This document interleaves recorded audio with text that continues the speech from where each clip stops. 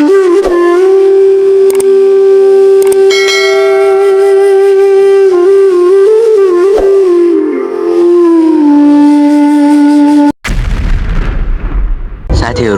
भुन्टी अहिले लन्डन पुगेकी छिन् र त्यहाँ उनको भेट भएको छ एउटा यस्तो म्याडमसँग जसले उनलाई काम मात्र होइन जीवन बदल्ने अवसर दिएकी छिन्।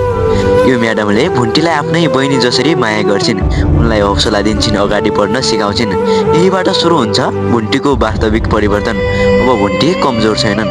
पहिले भुन्टी अपमान सहेर बस्ने गर्थिन्, गलत आरोप सहन्थिन्, तर अब उनी भूपेन्द्रको घर कहिले पनि फर्किने छैनन्। उनी अब कसैको अन्याय सहेर बस्ने छैनन्। अब भुन्टीले निर्णय गरिसकेकी छिन् आफ्नो पहिचान आफै बनाउने। बिजनेस र सफलताको बाटो। म्याडमको साथ पाएपछि भुन्टीले अब नयाँ काम सुरु गर्नेछिन्। टोकलेसँग मिलेर ठुलो बिजनेस प्लान बनाउनेछिन्। सानो सुरुवातबाट ठुलो सफलतातर्फ जानेछिन्। आर्थिक रूपमा बलियो बन्नेछिन्। अब कथा केवल भावनात्मक होइन, सफलताको यात्रामा पनि अगाडि बढ्नेछिन्। अब सुरु हुन्छ बदला।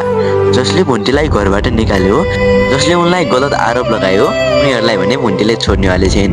र भुन्टी अब चुप लागेर बस्ने मान्छे होइन। सिरिया र जेरी भने अब सजिलै बस्ने छैनन्। उनले प्रत्येक गल्तीको जवाब दिनेछिन्।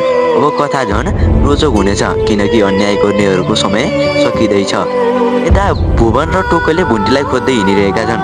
उनीहरूलाई थाहा छैन भुन्टी अहिले कहाँ छिन्, कस्तो अवस्थामा छिन्। तर जब उनीहरूले भुन्टीलाई भेट्नेछन्, सबै सत्य थाहा पाउनेछन्। यो दिन कथा एकदमै ठुलो ट्विस्ट लिनेछ। भुवनले आफ्नो श्रीमती सिरिया र अर्काको घर बिगार्ने जेरीको वास्तविकता थाहा पाएपछि उनीहरूलाई घरबाट निकाल्ने निर्णय गर्नेछन्।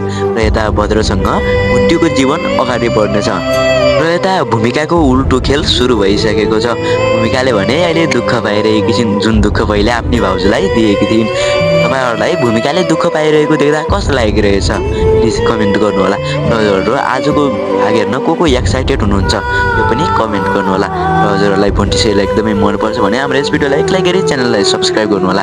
पहिला पनि बिदा दिनुहोस्। हस्त नमस्कार।